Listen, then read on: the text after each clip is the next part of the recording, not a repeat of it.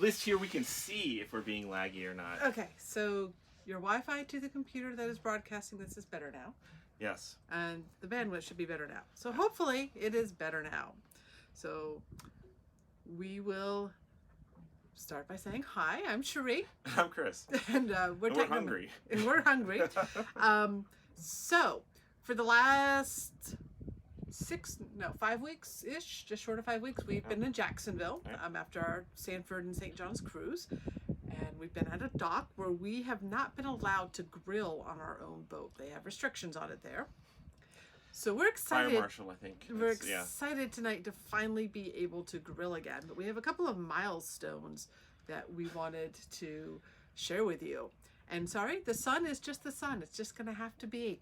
Oh, yeah, we keep blowing out probably, but yeah, we're at anchor, so it's going to swing around. No matter where we are in the boat, it's going to change. That's just part of being at anchor. So yeah, the milestones. We're back anchored. We are running off of solar power. We have fully topped off batteries, not having run the generator at all today.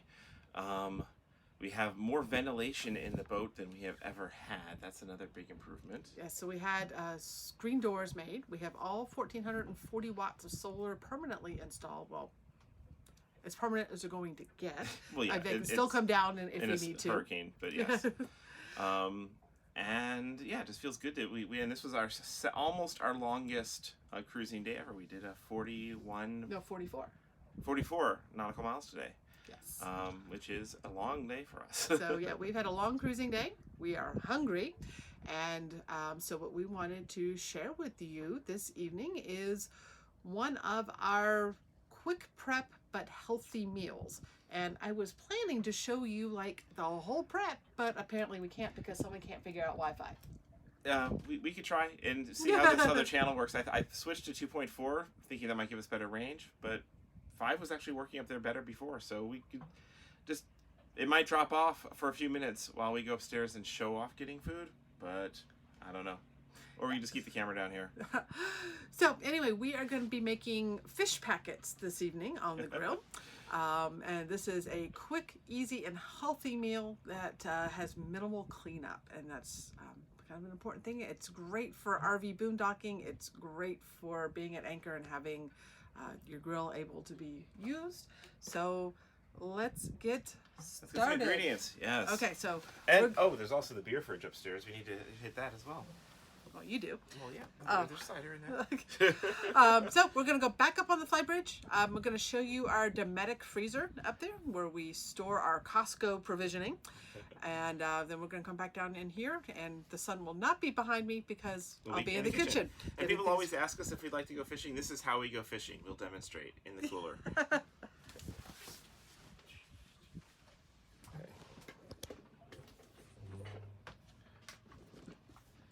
And there you can see our solar generated power today. We generated 5.76 kilowatt hours, and that was in float mode half the day. So while we're up here, I'll go ahead and show you our new screens. So we had all 4 doors that we have. We have 2 pilot house doors, 1 to the fly bridge and 1 in the salon back to the cockpit. So we had these screen doors made while we were in Jacksonville that allow us now to have this amazing breeze. I wish I could share it with you, but trust me, it's amazing. And keeps the cat in, and we'll see how well it keeps bugs out, because apparently no seams are an issue as we head north. Yeah, the goal was cat in, bugs out, airflow through. So here's the other one. They're all on a zipper so that we can zip them up and go in and out.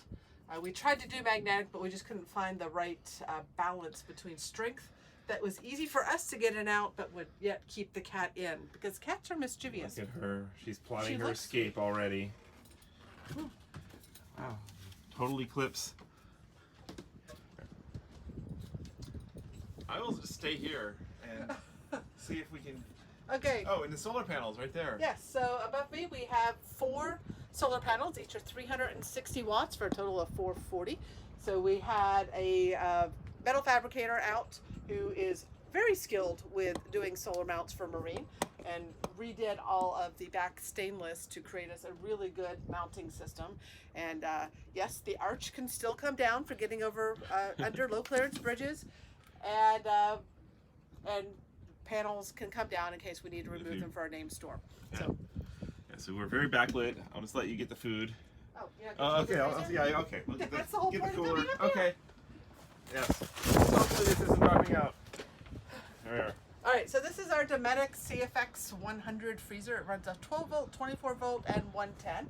And this is where when we have access to a Costco or a grocery store, because we're not always near facilities to go shopping, we provision and stock up. So it's great. It doesn't use that much power. So I'm just grabbing some frozen fish that is pre-seasoned. We're cheating tonight. We got this at Costco. I think this is a sea salt herb mix. And I'm just going to grab a big bag of frozen vegetables because I'm keeping it easy tonight. Okay. And that's Georgia, right over there, across this little valley we're in. And that's Fernandina Beach. We'll be leaving Florida tomorrow. Very exciting.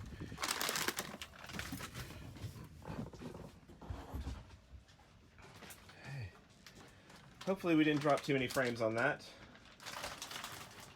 Okay. I need to move the flowers over. Yeah, I guess so. Okay.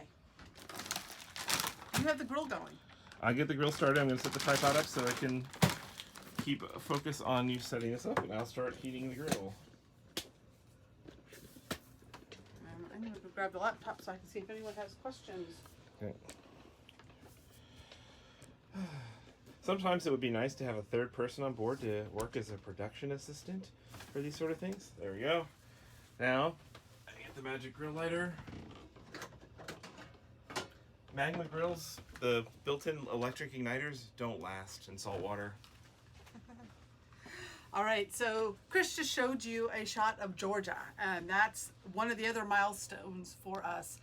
Is ever since we bought Why Not in Punta Gorda, Florida, just over 2 years ago, we have been cruising exclusively in Florida. So tomorrow, we are going to be crossing the Florida state line for the first time, and we're really super excited about that because that's awesome. We're still slipping, slow moving, but we are officially back in the Great Loop. All right, fish packets. So the beauty of this, we just take aluminum foil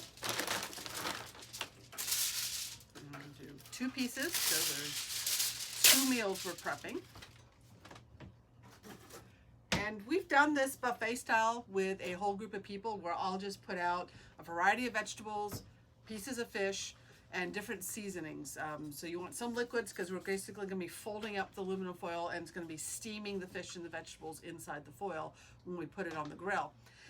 So you want to do some sort of liquid in there to create that steam. So I'll put out things like lemon juice, soy sauce, teriyaki sauce, and other sorts of balsamic vinegars and things like that that people might like. And then everyone can create their own custom flavors. And this is great because when you're preparing a meal for people, if they don't like it, guess who's at fault? Not me. They're the ones who put it together. But tonight I'm doing the prep. So if Chris doesn't like it, well, he can take it out on me later. These fish have some seasoning and liquids already in there, so I'm not going to be too concerned about needing to add more. I'll probably put some lime juice in there just to bring out more of the flavors. But what I am going to do is I'm just going to put some canola oil, spray the aluminum foil just to prevent some sticking. And then I'm just going to take the frozen vegetables. And like I said, sometimes if I'm doing this fancy style, I will just prepare and chop up a bunch of fresh vegetables, put it out buffet style. Tonight, we are keeping it simple. This particular veggie mix is Kirkland, so I guess that's what, Costco? Yes. I think that's where we got it, and this is their stir-fry vegetable mix. Chris and I have very different desires in vegetables and different tastes. Like, he doesn't like mushrooms. Mushrooms are icky.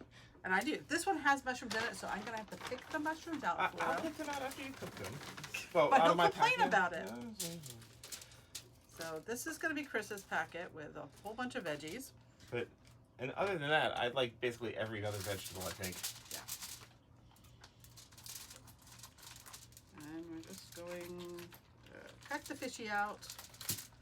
And this is a mahi-mahi with some sort of seasoning on it. Bought it at Costco. Again, keeping it super simple tonight because we're tired. We had a long cruising day today. But it was a beautiful cruising day. Beautiful cruising day, but 44 miles, that was 6.5 hours. And it was a Saturday on the ICW. And my head in frame or not, I don't know. So it was a Saturday on the ICW, and particularly just to the north of Jacksonville, there were so many boats heading out to the sandbars, and they were not slowing down for anybody. So it was like a washing machine of wakes. And we found a spot to anchor for lunch, and every 3 minutes, vroom, Vroom, vroom. Okay, so what I'm doing is I'm just adding some lemon juice to the mix. And that should give it the moisture it needs to create the steam. And then I'm just going to close it up. Now, if you want to get fancy, you can make a swan out of this. When we're doing this with a whole group of people, I'll make the aluminum. Some people do them as a boat. They'll do them as, I've had people make a lighthouse out of them. Swans, anything you want to make out of it. But you basically want to get a good seal because these are just going to go on the grill and they're just going to steam. And oh, Captain Chris and Elise are here. Hey guys, we were just talking about you. Yeah, we just met up with another Curtis. Captain Chris. Well, another Captain Chris, but we also hung out last night with Curtis and Jill up at the Ortega Landing Marina at the big luau that Curtis Stokes. Oops, I did this backwards. See, I am really tired. I like to put the vegetables down first because that creates the steam underneath, and the fish isn't directly on the fish packet. So I'm gonna have to move that over to the side. Now, as Cherie is like crashing for a nap, as we're both crashing for a nap after getting here, she's like, "Oh yeah, I made a live event. Let's go live and share our dinner." I'm like, "Okay, we're tired, but let's do it because why not?" Oh, I haven't had time to produce a video this week, and I'm not going to have one next week because we are going to the MTOA rendezvous in Brunswick, Georgia. I tell you what, guys, producing video has become a chore. But live is relatively easy, particularly if we're not super concerned about, oh, there was a tech glitch, big deal. Right. Because we didn't take time to do a rehearsal on this, just plugged it in and went. So Captain Chris recommends we go to Cumberland Isle and see wild horses. That's peacocks. the plan for tomorrow. And that is the plan for tomorrow. And if you have because there's several places to go to shore, Cumberland Isle and several anchorages. So if you have a favorite recommendation, post it, send it our way or something, because we haven't decided where we're stopping at Cumberland Isle, but that is our plan. All right. Okay. Dinner prep is done. So there are 2 fish packets. Chris is going to go put them on the grill. We're going to keep them out there probably because they're frozen fish. It's probably 15, 20 minutes. 15 or 20 minutes. So we're going to hang out and chat with you guys. And we got beverages to do. We got beverages. So if you guys have questions for us, feel free to cue them up in the chat screen. Once we have the grill underway, we'll sit down, open some beverage, and be happy to chat for just a little bit. I am going to spin the camera out towards the grill while I take this back upstairs to the freezer. And Chris is going to entertain you now. Here's our fabulous things here. Sing this out of the way for the moment. We've got a way to fold it up, but grill. Nice Magma grill on the back porch. I don't know how else I'm supposed to entertain you. I can bring it over here. Show off the grill, show off this fabulous view. Apparently it's hard to go ashore in Fernando Beach right now. All the docks were destroyed and are just being repaired. So we decided not to anchor where we can go to shore in town. We're just going to enjoy being anchored out here on the Amelia River and just shortly outside of out of the, I don't know, anchorage area. And we like being anchored out where there's no other boats. Okay. Here we are. Howdy.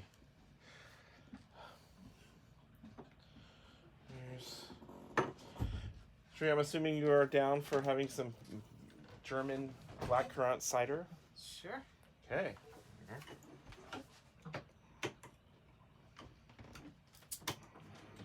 I'm having Tangerine Stone IPA. And where do you want to sit and I guess here we'd be out of the sun. Yeah, because right now this, I think Mostly we're angling this way, so. So I think we're going to continue that way, the way the current's going, so the sun won't be behind us, it'll be in our eyes, we'll suffer for you. But at least you'll see us. Okay. So we are enjoying, I am having a rosé cider that I picked up. It's also blackcurrant. I picked this up at the German grocery store in Sanford. And Stone IPA. So cheers to you.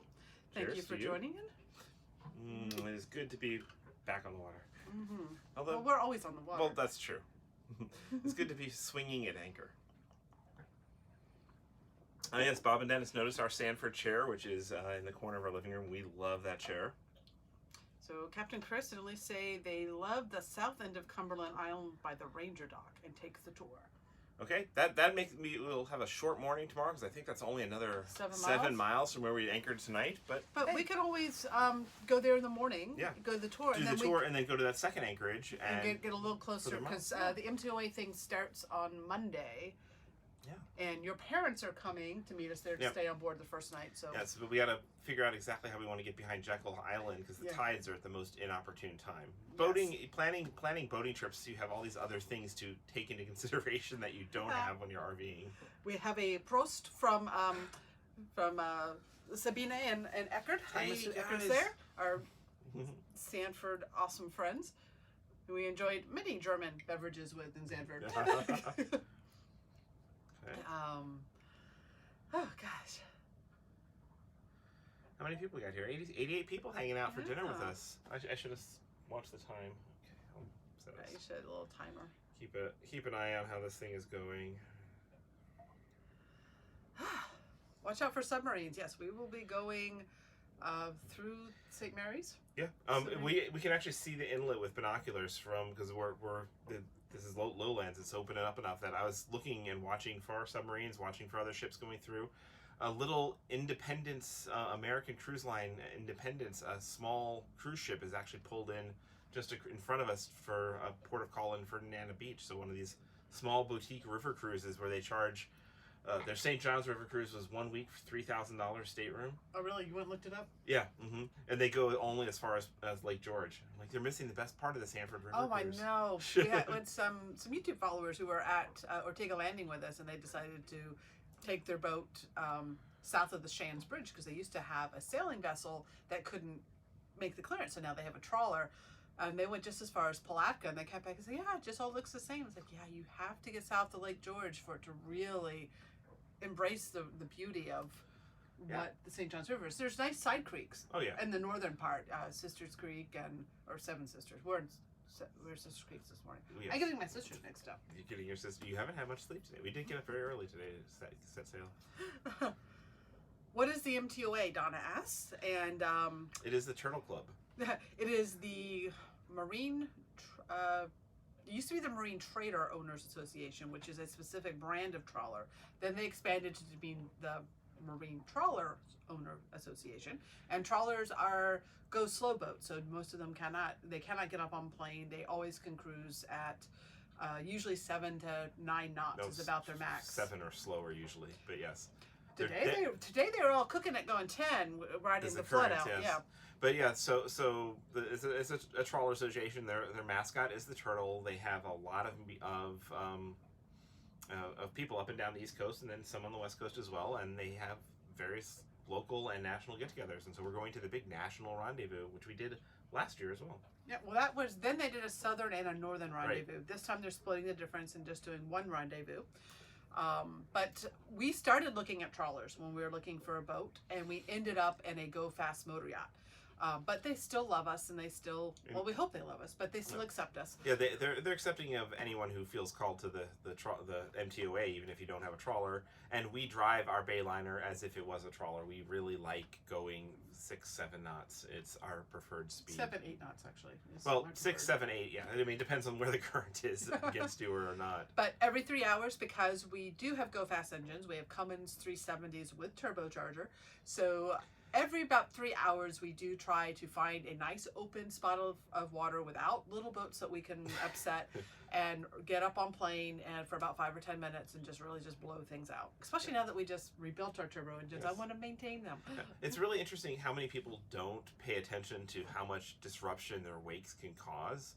It was, and we went through the where they're doing all this dredging work at basically the end of the St. Johns River, where it meets Sisters Creek and goes out. And the people from the dredging operations were calling out to boats, and they were furious at some of the boats going by, saying, hey, you're responsible. We have people working with delicate equipment with their hands wedged in tight places. If somebody's injured, we will take your boat. You are responsible. You will lose your boat. And they were yelling at people on the radio who were zooming past them. Yeah, waking is such an issue. Especially some recreational boaters who may not necessarily live on their boat or may not be trying to perform maintenance on a boat, and being that constant waking, it gets annoying. It's part of the lifestyle that you just kind of have to accept it too. But we try to always slow down for vessels and give them minimum wake. Especially after we've been waked a few times, they're very sympathetic to it. So Alan has a question. Are we ever planning to go out on the road with the bus again? Yes, hopefully. Yes. So we are currently contemplating if we find a safe place to store the boat for hurricane season and then return to the bus this summer, or if we try to cruise out of hurricane zone this summer and then get back into our schedule of returning to the bus in winter. So we don't know which it's going to be this year, but and we will hopefully also be acquiring a Class B camper van. We're still on the Class B hunt. And we were virtually on our bus 2 days ago. Yes, my mother's out there right now with it. So we got to check it out because it also had suffered an electrical failure. So our remote cameras and monitoring system is down right now because the power went out to our storage unit. So we got to address that remotely. Yes, and the bus does need all new tires when we get out there. It needs to be brought up to date on its general maintenance. Yep. So we have at least a solid couple days of getting it ready before we can take it out on the road, which, when you're doing boat maintenance all the time, it's like, that's work. I thought I heard something spout, but it was just a wave. We did see a dolphin earlier. There were dolphins. I was so excited to see dolphins. That's one of the things I missed being in Sanford is there were no dolphins down there. Manatees and alligators and other critters, but swimming rabbits apparently. Swimming rabbits, which we never saw. I think they're mythical. What is the temperature outside? And someone noticed that our inside thermometer was reading 77 earlier, which since we have all the windows open, that's probably safe to assume is outside as well. Mm-hmm. So the weather right now is just perfect for having the windows open, and especially with all our new screens. Yeah, now that we're down near where there's more sea breezes out on the water, we're hoping that we won't need air conditioning the next few days while we're cruising. Yep, for a while anyway. And if we're not needing air conditioning, odds are hopefully our solar will be able to meet all of our electrical needs. Yes, it was really interesting. When we cruised up the St. Johns River to Sanford, we had no solar, and we were averaging 4 hours a day of generator time to replenish our lithium batteries. When we left Sanford, we were only able to temporarily install 2 of the solar panels, so we had 720 watts, and that was with that temporary pool noodle installation, which we'll share more details of later. We brought our generator time down to 2 hours a day. So we were basically able to keep up with our during the middle of the day usage and only needing to run the generator to replenish our overnight usage. Yeah, we hardly get any solar power overnight for some reason. I know, it's crazy. Maybe because it wasn't a full moon. Oh, that could be it, yes. And then now, so we will be seeing what having the full 1440 is and how that balances out our needs and just how much generator time we'll need. Will we only need it on extended cloudy days? Will we only need it when we need air conditioning? Yeah. So we will see. Tomorrow will actually be our first full day of nothing but solar, because we left the dock this morning and I let the power run down to 75% before we left the dock overnight. So and we were up to 100% battery charge by midday. So by 11 or noon. So the solar panels didn't even have a chance to fully replenish the batteries because they were already full. Yeah, already full. So tomorrow we'll see how much power we use overnight and how quickly it takes to replenish it all. And it's gonna be close because we got some pretty heavy loads on board because we got 4 fridges and stuff. We were going into power conservation mode. We would turn off the power to the beer fridge. We might even turn off the power to the ice maker, and then we'd have much better time going without a generator. But even so, we wouldn't mind a generator for just a little bit each day. Yeah, and our new generator, it sips fuel. It's we had the 6,000 kilowatt one installed in Fort Pierce about a year ago, and Captain Chris was there to film the takeout of it, and it's really well sound out insulated, so it doesn't annoy us. So it's not a bad thing to run the generator necessarily, but it's really nice not to have to. Yeah, the sound, like right now, just the sound out here on the water, just the little splashes and the ripples, and just the I just love that tranquility of being on the water. I'm gonna go put a fork into the fish and see how quickly that frozenness is. Okay. So Scott reminds us that the forecast for tonight is widely scattered darkness, so no solar tonight either. Oh man. Bummer.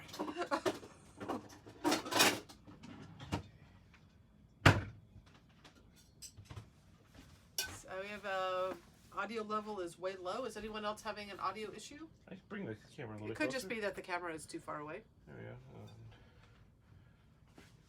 And I could turn up the gain a little bit here too, so that should help the audio level a little.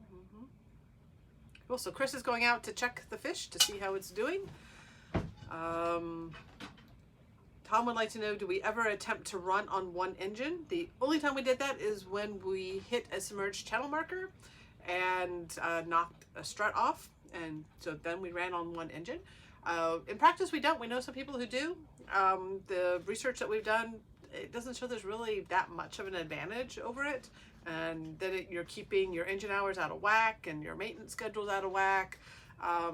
So we haven't seen much incentive to just run one engine.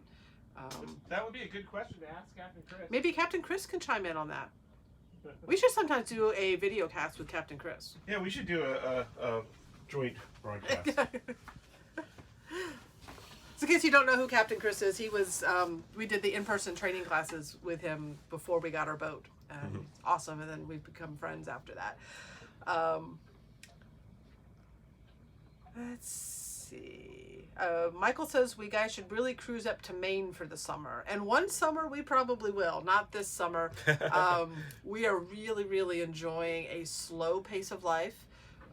We're loving cruising 100 miles or so, finding the next great town to explore for a few weeks, a month.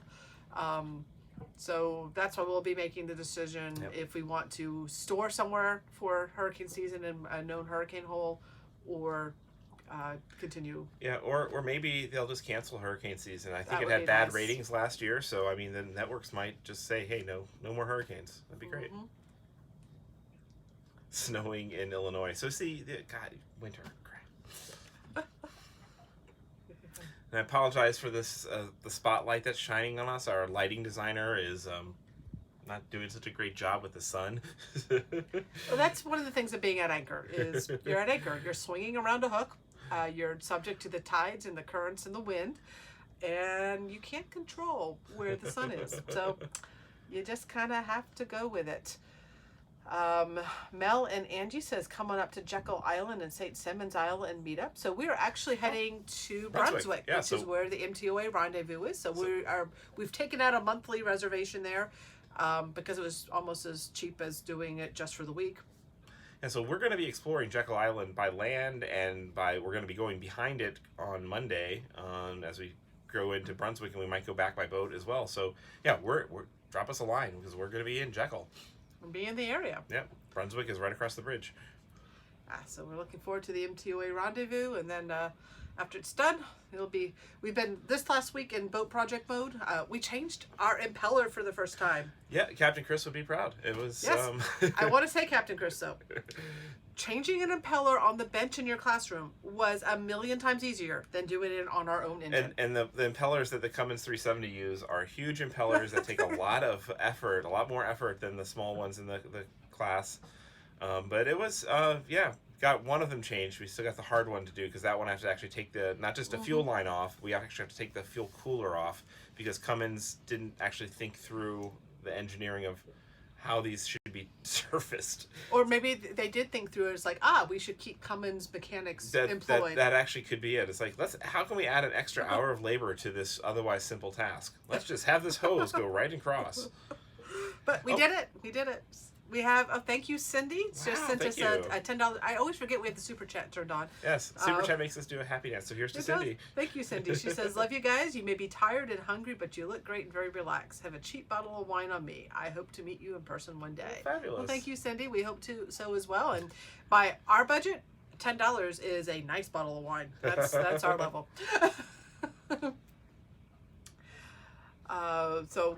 Elise is typing for Captain Chris this evening, and she says that Chris just walked in from a training aboard a 44-foot Tollycraft, and he'll comment on 1 versus 2 engines in just a second.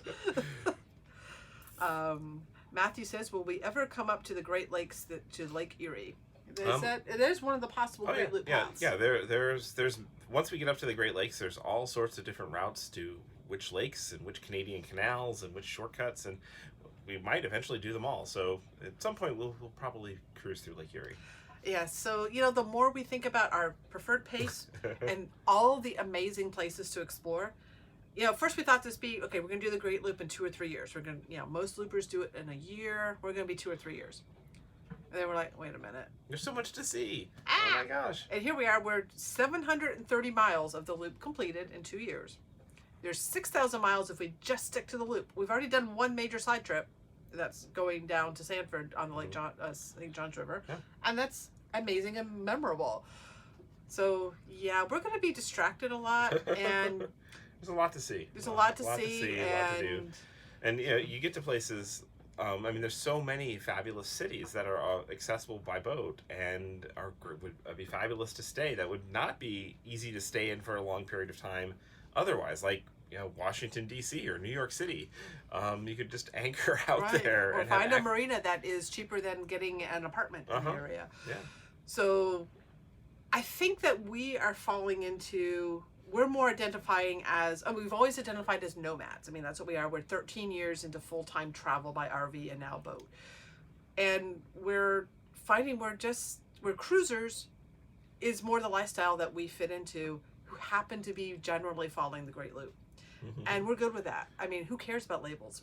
What's most important is we have balance now in life, and we're happy, and we're exploring things. So it's just, where we end up is exactly where we'll be, and that's great. And we're finding, we meet a lot of loopers who pass us, sometimes 3 times already. And what we're finding is a lot of them, especially on their first year, they've stuck to kind of the 1 year, follow the seasons, and we're meeting them now at the end of their loop. Yeah. Some of them are energized, but some of them are like, okay, I'm done. I don't want my boat anymore. I'm ready to sell it. Too much motion. There's too much planning. Everybody's got their own different natural personal pace, and trying to force yourself to a pace that isn't your pace is a recipe for trouble.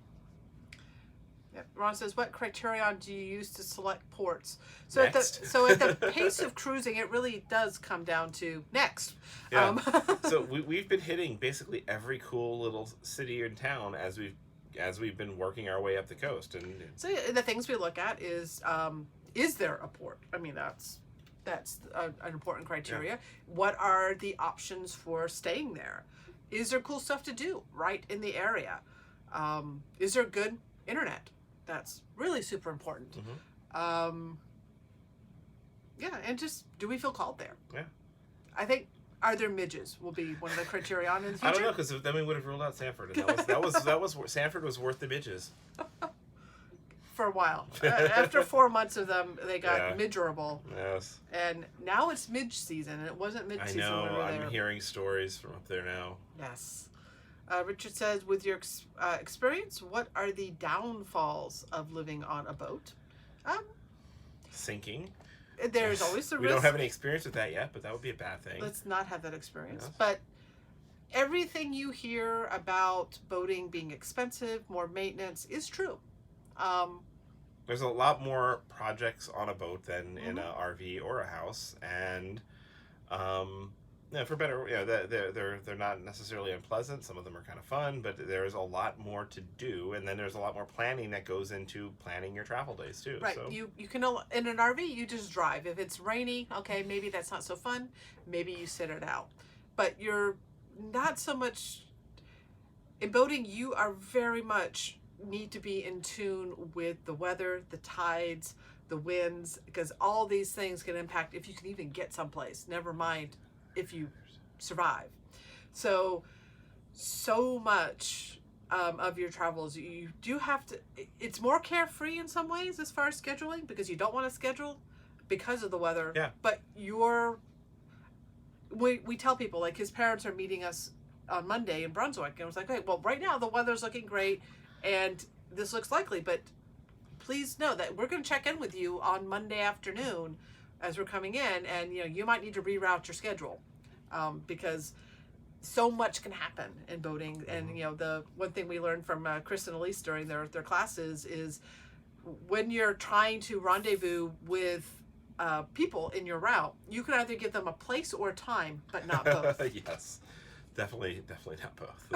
Which is one reason we love these extended stays, because once we get to a location, then we have a month or two, and then now we can set intentions to meet up with people, and knowing that weather and things like that aren't going to interfere. So it makes it, when we have those extended stays, it makes it a lot easier for people to come and meet up with us. And yeah, we had so many meetups in Sanford. So many people came through because we were in one place and it was convenient, and it was so fun to share it with so many people.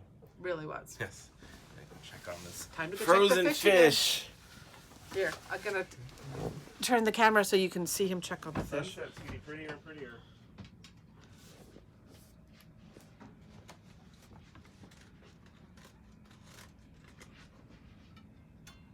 Oh, it's getting close.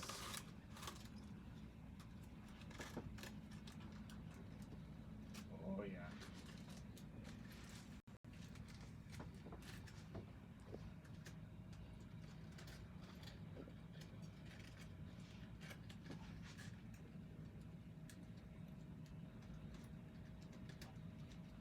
That piece is a bit thicker. Okay, getting very close. All right, that means we got a couple more minutes to chat before we eat.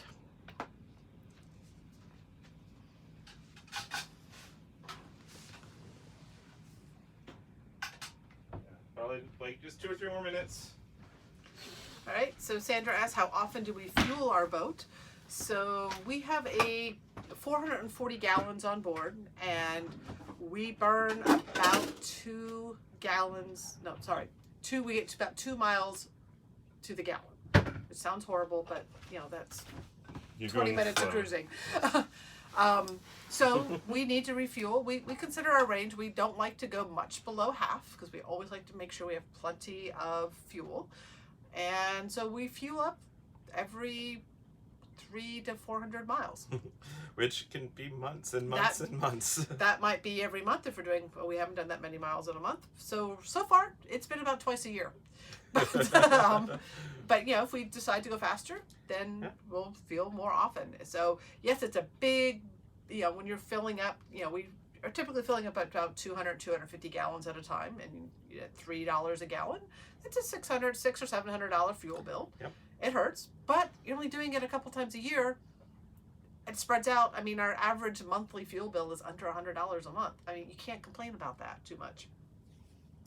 Ron says, how much do we budget per month realistically? We're very fortunate in that we don't really have to budget. We've reached a point in our life where we are debt free. We are still working full time and have income coming in that exceeds our normal expenses. So, and we're naturally generally frugal, so that when we're deciding not to be, we don't really have to think about it too much. Right. So we're kind of more okay. So this marina is going to cost us $1,100, and the last one was $600 for a month. Well, It's worth it because we want to be here. Yes, but we wouldn't probably do 3 marinas in a row that were $1,100 or so. Unless maybe. they're all awesome. It depends. Well, yeah, depending on if we're getting in someplace really, really fabulous, so we probably would. But we have shared, if you go to technomadia.com/cost log, and it's also linked on our blog, is we have shared our monthly travel expenses since 2009. So if you want to go back and look at how much we spend, and you can just see the variability that we have in our lives. We've done some years intentionally just to see how frugal we can be, and other years where we're not really even thinking about it. Yeah. So, you know, that's where we are in our life. We already have retirement put away. We technically could retire early now if we wanted to and live very frugally. Then we would be budgeting. then we would be budgeting. But we're choosing to still work full time. Yes. So we enjoy the fruits of working full time. Right. So that's one of the benefits of having reached that point in our lives. Where we could not need to retire. We could live this lifestyle and still work, which is great. Yeah. It's all a choice. Yeah. So we had the choice of early retire and live frugally and budget, or continue to work full time, build our business, and enjoy and use those funds to enjoy the things we want to do. And that's what we're doing. It is a beautiful sunset.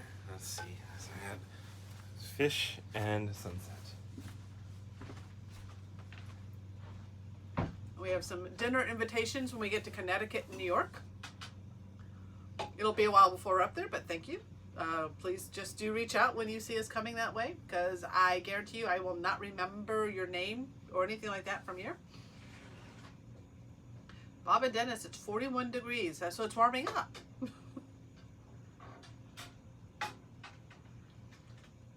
Ron reminds changes those rate cores regularly. Yes, we are doing all of our preventative maintenance. I have extensive logs on all the hours that we have on everything. We have fuel restrictor indicators on our fuel filters. And actually at our next stop, we will be changing all the fuel filters because it is time to be done. Yeah, so we are staying on top of our preventative maintenance. We do that in our bus. We do it in our boat. All right, dinner is off the grill. We should go upstairs. Well, we need to. We gotta say goodbye to these people. Yes. I understand. I gotta turn the grill off.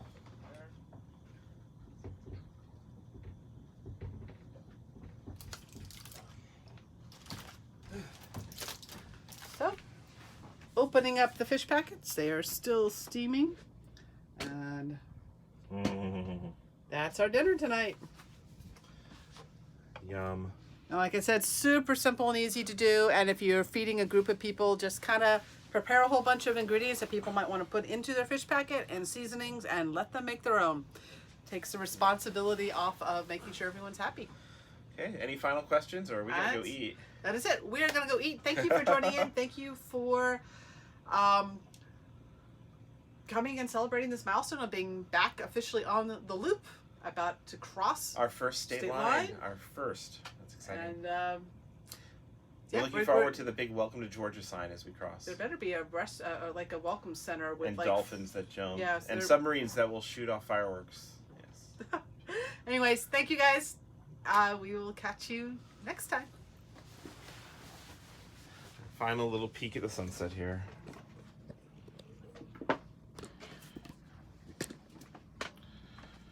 Wow, that's gonna be nice.